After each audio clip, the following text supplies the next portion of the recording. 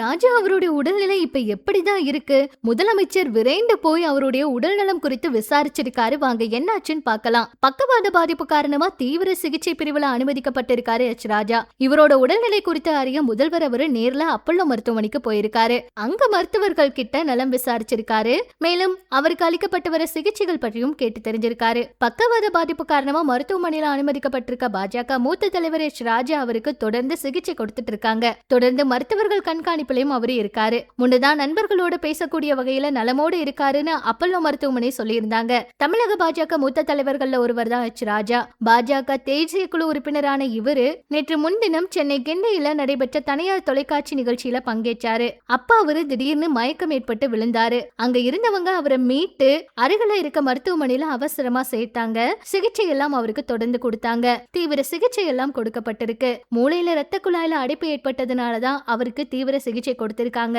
இதனால அவருக்கு என்ன ஆனதோன்னு எல்லாருமே அதிர்ச்சி ஆயிட்டாங்க. பக்கவாத பாதிப்போடு மருத்துவமனையில அவரை சேர்த்திருந்தாங்க. தீவிர சிகிச்சை கொடுக்கப்பட்டு வருது. குடும்பத்தினர் மற்றும் நண்பர்களோட அவர் உரையாடுற அளவுக்கு நலமோடு இருக்காருன்னு மருத்துவமனையும் சொன்னாங்க. இப்ப அவருடைய உடல்நிலை பரவாயில்ல அப்படிங்கிற மாதிரி சொல்றாங்க. முதலமைச்சர் அவர்களும் நேர்ல போய் அவருடைய உடல்நலம் குறித்து விசாரிச்சிருக்காரு, கேட்டு தெரிஞ்சிருக்காரு. இன்னைக்கு சென்னை அப்பல்லோ மருத்துவமனைக்கு சென்று முதல்வர் அவரு உதயநிலை ஸ்டாலின் அவர்கள்னு ராஜா அவருடைய குடும்பத்தினரை சந்திச்சு உடல்நிலை குறித்து கேட்டு தெரிஞ்சுக்கிட்டாங்க. இதுக்கு முன்னாடி அமமுக பொதுச் செயலாளர் டிடிவி தினகரன் அவரும் ராஜா அவரு சீக்கிரமா குணமாகி வரணும் அப்படின்னு சொல்லி பதிவெல்லாம் பதிவிட்டு இருந்தாரு.